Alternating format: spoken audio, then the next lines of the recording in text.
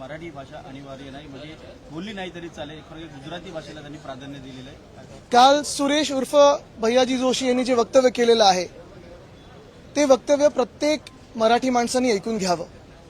कारण एकंदर आपण भाजपची गेल्या काही वर्षांमध्ये भूमिका पाहिली तर महाराष्ट्राचा अपमान, महाराष्ट्राच्या महापुरुषांचा अपमान, मराठी भाषेचा अपमान हे सातत्याने करत आलेले आहेत.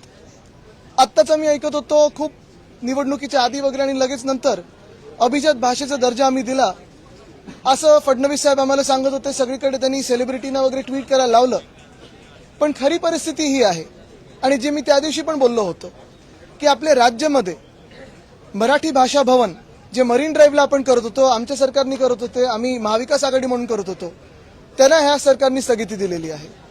मराठी नाट्यकला जी आहे त्याचं एक दालन म्युझियम आपण गिरगाव चौपाटी इथे करत होतो, तिथे त्याला स्थगिती काय रद्द करून टाकलेलं आहे.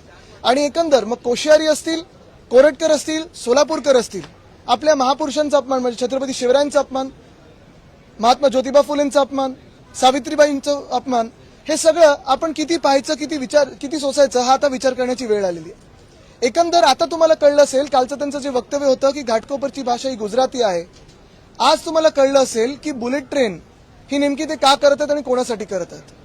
आज ठामपणे ही वेळ आलेली, जसं तामिळनाडू सांगतं, केरळ सांगतं, आंध्र प्रदेश सांगतं की त्यांची भाषा जी आहे अभिमानाने सांगतात. होय, आमच्याकडे लाखो लोक देशभरातून येतात, स्वप्न घेऊन येतात, नोकऱ्यांची स्वप्न असतात, कामं घेऊन येतात, मोठे झाले तिथे लोक, काही आपत्ती नाही.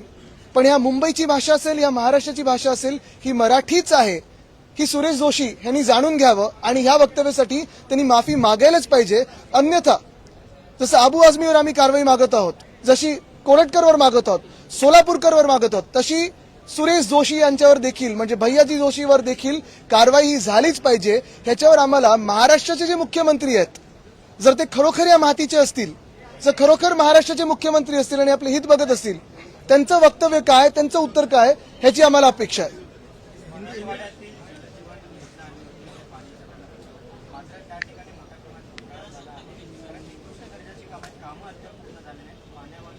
अरे हे मराठी भाषेबद्दलचा तुमचा विषय संपले का?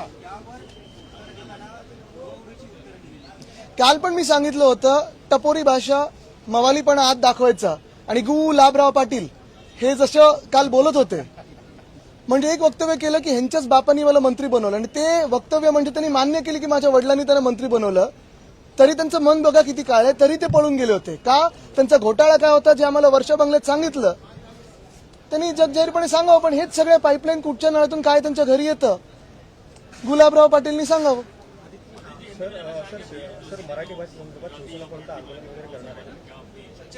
हमारी भूमिका स्पष्ट है, महाराष्ट्र की भाषा हो, मुंबई की भाषा हो, ये मराठी ही है.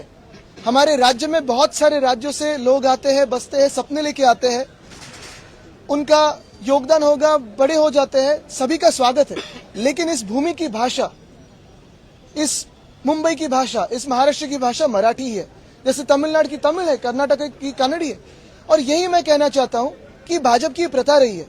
आज तक आपने देखा होगा, फिर वो कोश्यारी जी हो, कोरटकर हो, सोलापुरकर हो, हमारे महापुरुषों का अपमान करते आए हैं. फिर वो छत्रपति शिवाजी महाराज का अपमान हो, महात्मा ज्योतिबा फुले का अपमान हो, सावित्रीबाई फुले का अपमान हो, इस विधान भवन का अपमान हो, ये सारे लोग, इनकी विचारधारा भाजपा की यही है कि महाराष्ट्र का अपमान करते रहे और महाराष्ट्र को कम कैसे दिखाया जाए. कल जो सुरेश जोशी ने कहा है, भैयाजी जोशी ने कहा है कि घाटकोपर की भाषा गुजराती हो सकती है, बिल्कुल नहीं, मुंबई की भाषा मराठी ही है. और आज आपको पता चला होगा, मुंबई को पता चल गया होगा कि इनको बुलेट ट्रेन क्यों करनी है. क्यों नहीं इन्होंने बुलेट ट्रेन मुंबई से दिल्ली की, क्यों नहीं इन्होंने बुलेट ट्रेन मुंबई से नागपुर की. आज जैसे मैं ये कहने जा रहा हूं, वैसे ही पिछले कई दिनों में मैंने सुना था और यही बात मैंने लोगों के सामने लाई थी कि मुंबई में मराठी भाषा भवन इसी सरकार ने स्थगित कर दिया है उसका काम. मराठी रंगभूमि का जो दालन हम करने जा रहे थे उसको रद्द कर दिया है, क्योंकि इनको मराठी का अपमान करना है, महाराष्ट्र का अपमान करना है. मुझे लगता है पिछले हफ्ते ही महाराष्ट्र के मुख्यमंत्री ने कहा था कि मुंबई का अभी आर्थिक महत्व खत्म हो गया है, मुंबई अभी आर्थिक कैपिटल नहीं है, फाइनेंशियल कैपिटल नहीं है. यही भाजपा ने किया है पिछले 10 सालों में. सारे के सारे जो हमारे हेडक्वार्टर्स थे, ऑफिसेस थे, यहां से लेके गए दिल्ली या गुजरात. क्यों होते जा रही है? बिल्कुल. लेकिन भाजपा अगर आप देखिए तो इस पे चिड़ी चुप करके बैठा है. क्यों नहीं महाराष्ट्र के मुख्यमंत्री बोलते हैं?